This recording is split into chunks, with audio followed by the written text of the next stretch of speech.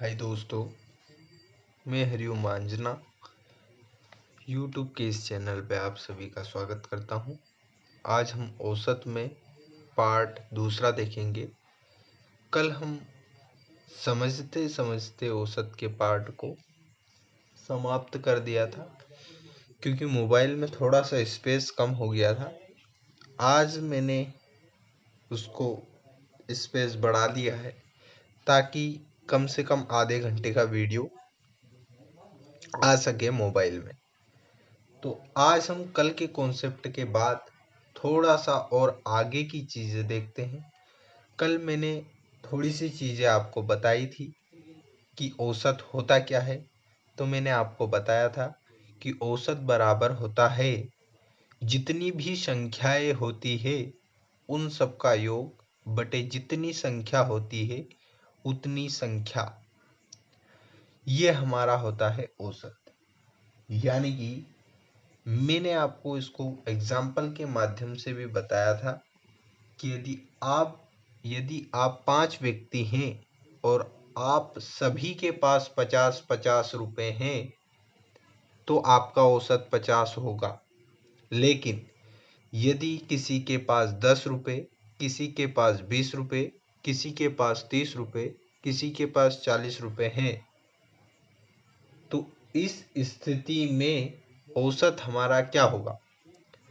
तो यदि हमारा अंतर यदि सब में समान है तो जो बीच में आएगा वही हमारा औसत होगा। लेकिन यदि अंतर समान नहीं है तब हम इस स्थिति में क्या करते हैं, तो इस स्थिति में हम सारी संख्याओं को जोड़कर 2 का मतलब जितनी संख्याएं रहती है उतने का भाग दे देते हैं। अब हम आगे के टॉपिक्स मतलब आगे के जो पार्ट है उसमें हम अलग अलग टाइप के क्वेश्चनों को देखेंगे। आज मैं इसी के अंतर्गत एक और टाइप आपको समझा देना चाहता हूं कि किस तरह के सवाल हमारे इसके अंतर्गत आते हैं। ठीक है, यदि यदि हमसे प्रश्न में यहां पूछा जाता क्या कि यदि कोई संख्या 5, 9, 7, 12, 15 और 17 है, 3 और 3 6 संख्याएं हैं, तो हमारा एवरेज क्या होगा। हम देख रहे हैं कि संख्याएं कुछ समान दिख रही है, यानी कि 5 और 2 7 और 2 9 और 2 11 आती, 11 इसमें नहीं है, यानी कि अंतर समान नहीं हो पा रहा है। तब हम इस स्थिति में पहला टाइप तो हमने ये देखा था कि टोटल संख्याओं को जोड़ते हैं। तो हम देखते हैं कि 5 और 9 14, 14 और 7 21, 21 और 2 23, 23 और 10 33, 33 और 38 और 48, 48 फिर 55 और 10 65, यानी कि 65 बटे कितनी संख्याएं, 3 और 3 6 संख्याएं। तो या तो औसत हमारा ये होगा या फिर इसको हम लिख सकते हैं 10 सही 5 बटे 6। ये हमारा क्या हो गया, औसत हो गया। दूसरा, इसको हम एक और तरीके से क्या कर सकते हैं। सर आपने कल बताया था कि हम कोई सी भी एक संख्या लिख सकते हैं यहाँ तो या तो हम ये कोई सी भी संख्या ले सकते हैं या फिर हमें देखने में लग रहा है कि हम तो सर 10 लिखना चाहते हैं। ठीक है, 10 लिख लो। प्लस में आएगा, क्या करना है हमें, 10 5 से कितना कम है, सर 5 कम है। 9 कितना कम है, 1 कम है। 7 कितना कम है, 3 कम है। 12, सर ये तो 2 ज़्यादा है। 15, ये 5 ज़्यादा है। 17, ये 7 ज़्यादा है। बटे में हमें कितनी संख्या लिखनी है, ये 10 प्लस हमें ये अलग लिखना है। ठीक है, बटे में 6 संख्या है तो हम 6 का भाग दे देंगे। ऐसे करने से हमें क्या होती है, ये संख्याएं छोटी छोटी हो जाती है। ये यहाँ पर तो 5 9 7 12 15 17 है तो आपको जोड़ने में आसानी रहेगी, परंतु यदि संख्याएं बड़ी बड़ी हो तो उसमें हम ये लॉजिक लगाते हैं बट मैंने छोटी वाली संख्या में भी आपको ये लॉजिक लगाने का प्रयास किया है, ताकि यदि बड़ी संख्या भी आए तो इस लॉजिक को आप बड़ी आसानी से ट्रीट कर सकते हैं। अब देखो, हम देखते हैं कि 5 और 6 और 3 9 आ रहा है, और हम देख रहे हैं तो 7 5 12 हो रहा है, लेकिन हम इसको जोड़ रहे हैं तो 7 और 2 9 हो रहे हैं, यानी कि ये प्लस के 9 है और ये माइनस के 9 है। अब बचा क्या है, 10 प्लस 5/6 ये बच रहा है। तो हम इसको ये भी लिख सकते हैं 10 सही 5/6। क्यों लिख सकते हैं, क्योंकि इसका आप गुणा करोगे तो क्या होगा, 60 प्लस 5 65, और 65/5 को हमने क्या लिखा है, 10 सही 5/6। तो आप इसको बीच में प्लस लगाकर भी लिख सकते हैं या फिर ऐसा भी लिख सकते हैं। ठीक है, जब अपन सिंप्लीफिकेशन पढ़ेंगे ना, तब इस चीज की वैल्यू आपको पता लगेगी कि ये किस तरह से होता है। अब एक प्रश्न यहाँ पूछा जाता है, यदि प्रश्न में हमसे पूछा जाता कि n प्राकृतिक संख्याओं का औसत क्या है, n प्राकृतिक संख्याओं का औसत क्या होता है। सर हमें तो यही नहीं पता कि प्राकृतिक संख्या होती क्या है, तो n प्राकृतिक संख्याओं का औसत क्या बता दें। तो प्राकृतिक संख्याएं वे संख्याएं होती है जिनकी शुरुआत 1 से लेकर 2 3 4 dead dead dead dead infinity तक जो जाती है उन्हें हम प्राकृतिक संख्याएं कहती हैं। यानी कि जो संख्याएं 1 से स्टार्ट होती है उसे हम प्राकृतिक संख्या कहते हैं। तो सर हम पूर्ण संख्या किसे कहते हैं, यदि 1 के आगे 0 और लगा दी जाए तो हम उसे पूर्ण संख्या कहते हैं। सम संख्या का तो आपको पता ही है, 2 4 6 8 10 12 ये सारी क्या है, सम संख्या। विषम संख्या सर 1 3 5 7 9 11 13 15 ये क्या है, विषम संख्या है। ठीक है, इतनी चीजें मैंने आपको बता दी, और जब जब क्वेश्चन में लिखता जाऊंगा इन चीजों को और भी आपको समझाता जाऊंगा। इतनी चीज तो आपको समझ में आ गई ना। अब सर बात ये है कि हमें तो आपने बोला है कि n प्राकृतिक संख्याओं का औसत ज्ञात करना, यानी कि हमें क्या ज्ञात होना चाहिए, यदि n प्राकृतिक संख्याओं का औसत ज्ञात करना है तो सर आपने तो ये बताया था कि संख्याओं का योग बटे नंबर जितनी संख्या है वो। तो अब देखो, यदि n प्राकृतिक संख्याओं का योग ज्ञात करना होता है तो इसका सूत्र होता है n+1/2 होता है। ठीक है, ये तो संख्याओं का योग वाला सूत्र होगा, और बटे में यदि औसत हमें ज्ञात करना है तो योग बटे हम क्या करते हैं, जितनी भी संख्या रहती है वो संख्या। तो हमें n संख्या ज्ञात करनी है तो n नीचे लिख देंगे, n नीचे लिखेंगे तो इस n से n कट जाएगा, यानी कि औसत ज्ञात करने का फॉर्मूला क्या है, n+1/2। तो ये बड़ा आसान तरीका है। यानी कि यदि हमें बोला जाता कि 5 प्राकृतिक संख्याओं का औसत क्या है, 5 प्राकृतिक संख्याओं का औसत क्या है, तो सर 5 प्राकृतिक संख्याओं का यदि औसत हमसे पूछा जाता, 5 नहीं इसको 50 कर दो तो बड़ा आसान रहेगा। 5 को तो आप बोल देंगे कि सर ये क्या बात हुई, सर 1 2 3 4 5 लिखा तो सर जो बीच में आएगा वो 3 हमारा आंसर हो जाएगा।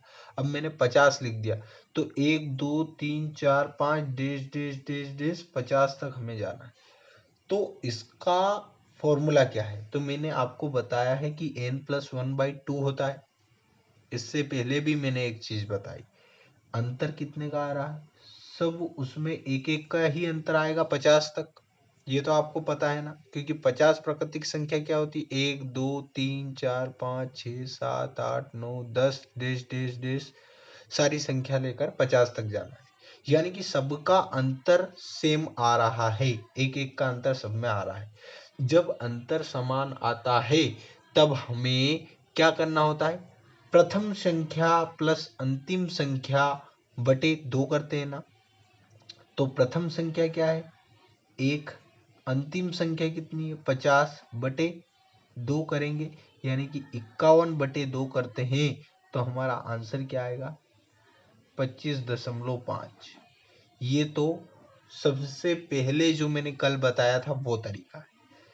सर आपने तो बताया था n+1/2, तो n क्या है 50 और प्राकृतिक संख्या में n+1, क्योंकि प्राकृतिक संख्या में पहली संख्या क्या रहेगी, एक ही तो रहेगी, इसलिए 50 + 1/2, यानी कि ये भी तो सर ये आ रहा है। सर इसमें अंतर क्या है, लिखने के सिर्फ समझने का अंतर है। ये आप फॉर्मूले से याद कर सकते हो कि n+1/2 होता है, और ये आप समझ के याद करते हो कि सर पहली प्लस अंतिम बाय 2 होता है। ये वाली जो चीज मैंने पहले बताई है हर जगह पे लागू होएगी जहां पर आपको अंतर ज्ञात करना है। तो सर क्या ये सम संख्या में भी लागू होगी क्या, देख लेते हैं। यदि प्रश्न में हमें बोला जाता कि 5 सम संख्याओं का औसत क्या होगा, 5 सम संख्या, मैंने अब प्राकृतिक संख्या नहीं बोला है, मैंने बोला है 5 सम संख्या। सर 5 सम संख्या तो ये होती है 2, 4, 6, 8, 10, 3 और 2 5 सम संख्या होगी। इसका औसत क्या होगा, सबका अंतर क्या है समान है, 2 का अंतर आएगा, ठीक है, सम संख्या में तो 2 का ही अंतर आएगा। तो पहले तो हम ज्ञात कर सकते हैं कि पहली प्लस अंतिम बाई 2 यानी कि 10 + 2/2, यानी कि ये 12/2 यानी कि 6। पहला तरीका तो ये हो गया। दूसरा तरीका क्या है, दूसरा एक तरीका मैंने आपको ये भी बताया है कि आप पीछे से 2 आ जाइए, इधर से भी 2 आ जाइए, बीच में जो पड़ता है वो आपका आंसर आ जाएगा, तो आप यहां से भी ज्ञात कर सकते हैं 6। एक तरीका ये होगा। कितने तरीके हो गए, 2 तरीके। सर आप यदि एक और क्वेश्चन बता दे तो हमें समझ में आ जाएगा कि हाँ आंसर ही, तो हम एक और तरीका देख लेते हैं। प्रश्न में बोला गया कि प्रथम 9 सम संख्याओं का औसत क्या है, क्या बोला गया, प्रथम 9 सम संख्याओं का औसत क्या है, ये मैं यहां लिख देता हूं। प्रथम 9 सम संख्याओं का औसत क्या है। अब सर यदि ये तो 9 ही पूछा गया, कभी हमें 50 पूछा जाता तो, यदि 70 पूछा जाता तो, यदि 80 पूछा जाता तो, सर 105 पूछा जाता तो हम औसत कैसे निकालते, प्रथम प्लस अंतिम बाई 2 तो लिख सकते थे, ठीक है। सर हमें तो इस तरीके से करना है, प्रथम प्लस अंतिम बाई 2। अब देखो आप, पहली संख्या क्या होती है 2, बना कैसे है ये 2, दूसरी संख्या क्या है 4। सर यहाँ पे आप समझाओ कि 2 और 4, यानी कि यदि हमें दो सम संख्या ज्ञात करना है तो हम 2 का गुणा 2 से कर लेते हैं। यदि हमें 3 सम संख्या ज्ञात करनी है तो 2 का गुणा 3 से कर लेते हैं। यदि हमें 9 सम संख्या ज्ञात करना है तो क्या करेंगे, 2 का गुणा 9 से करेंगे, यानी कि 2 4 डैश डैश डैश हम कहाँ तक जाएंगे, 18 तक जाएंगे कि नहीं जाएंगे।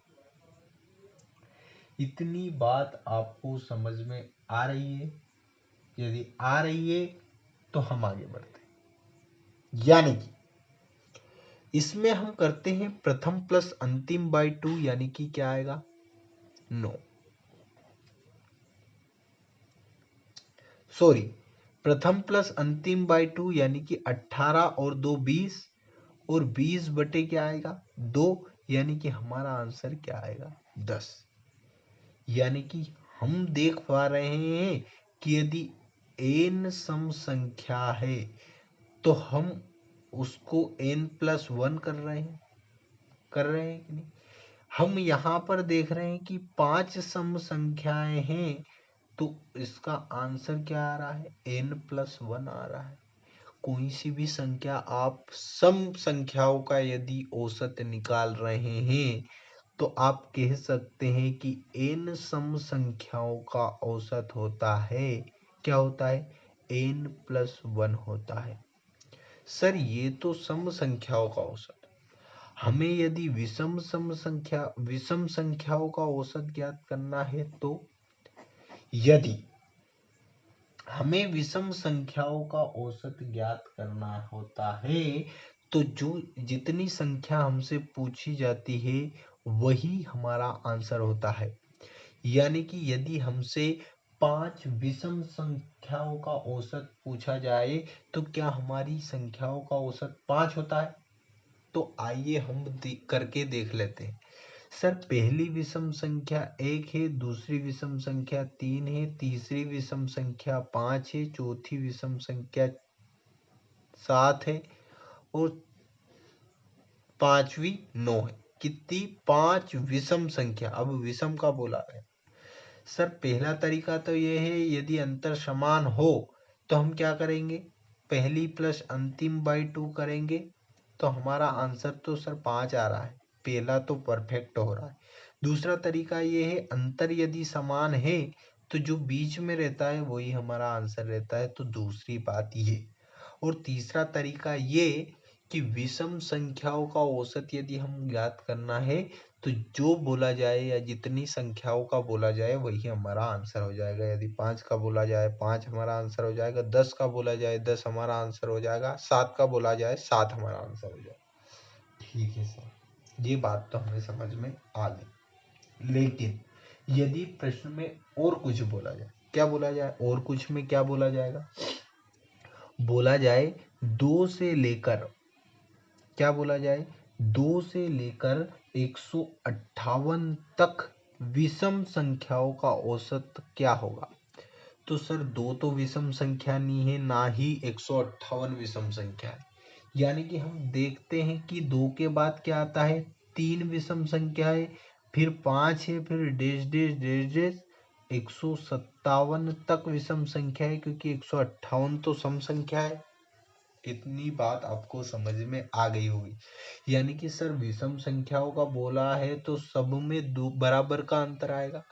तो सर इसमें हमें जब औसत ज्ञात करना है तो क्या करते हैं? प्रथम प्लस अंतिम बाई 2 करते हैं, यानी कि 157 प्लस 3, क्योंकि प्रथम संख्या 3 है और अंतिम संख्या 157/2 करेंगे, 160/2 करेंगे, यानी कि 80 हमारा आंसर आ जाएगा। और 80 हमारा क्या है? औसत है। तो बड़ी आसानी से आप ज्ञात कर सकते हैं। सर ये तो 2 से लेकर, यदि कुछ भी बोला जाए तो हाँ बिल्कुल, यानी कि यदि प्रश्न में बोला जाए 57 से लेकर 168 तक सभी विषम संख्याओं का औसत बोला जाए तो सर 57 तो खुद विषम संख्या है, ठीक है। फिर डेश डेश डेश डेश कहाँ तक जाएगा? सर 168 तो सम संख्या है, हमें तो विषम संख्या देखनी। 169 नहीं जा सकते क्योंकि बोला क्या गया? 168 तक का बोला गया। आप 168 से ज्यादा नहीं ले सकते, कम ले सकते। तो 168 क्या लिखोगे? 167। क्या बोला गया? 57 से 168 तक, यानी कि 167 आपका क्या हो गया? विषम संख्या हो गई। अब आपको क्या ज्ञात करना है? क्या ज्ञात करना है? औसत। तो आप ज्ञात करते हैं पहली प्लस अंतिम बाई 2, यानी कि 57 प्लस 167/2, और जब इसको हम जोड़ते हैं तो 7 और 7 14, और 6 और 6 12, और 2 224/2, यानी कि 112 हमारा क्या आ जाएगा? आंसर आ जाएगा। और यही हमारा क्या है? औसत है। तो आप ऐसे निकाल सकते हैं। इसके आगे के वीडियो में हम इसके आगे की बात करें। ठीक है दोस्तों, इसी के साथ में हम आज के सेशन को समाप्त करते हैं।